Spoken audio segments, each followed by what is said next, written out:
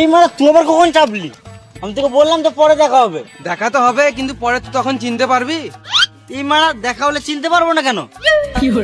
না? তুই তো বড় লোক, হাতে আইফোন, কানে সোনা, আবার বুলেট নিয়ে ঘুরছিস।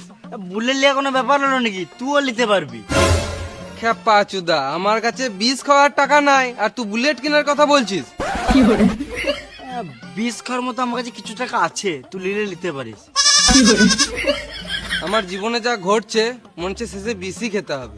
কেন রে, তোর আবার কি হলো? কি বলবো রে ভাই, ছেলের হাত ভেঙে গেছে জানিস? সত্যি? এই মারা, কে আবার নিজের ছেলের নামে মিথ্যা কথা বলবে নাকি? না মানে যে ছেলে স্কুলে 5 টাকা দেয় না সে আবার। তুই বেশি গান মারাস না, তুই টাকা দিবি কিনা সেটা বল।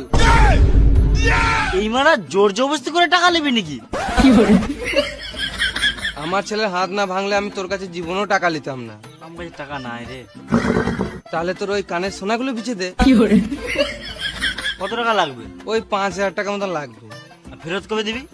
আমার ছেলের হাত ঠিক হয়ে গেলে ও কাজ করে তোকে টাকা ফেরত দিয়ে দিবে। শুয়ারের বাচ্চা, আমি তোকে টাকা দেবো, আমি তোর ছেলের কাছে কি করে আমার টাকা ফেরত নেবো? এ মারা দেখছিস তো, টেনশনে উল্টা পাল্টা বলে দিছি তোকে। তাহলে বল, টাকা দিলে আমি আবার কবে পাবো? আবে ছোটবেলাকার বন্ধু বটি, একটু বিশ্বাস কর। তুই আজকে টাকা দে, আমি তোকে 2 দিন পর ফেরত দিয়ে দেবো। ঠিক আছে, বেশ 3,000 মতো রাখ, বুঝলি? তুই তোর ছেলেকে একটা ভালো জায়গাতে ডাক্তার দেখা, আমার টাইম হলে আমি তোর বাড়ি গিয়ে দেখে আসবো।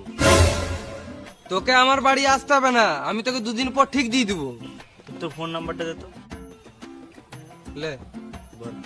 621293।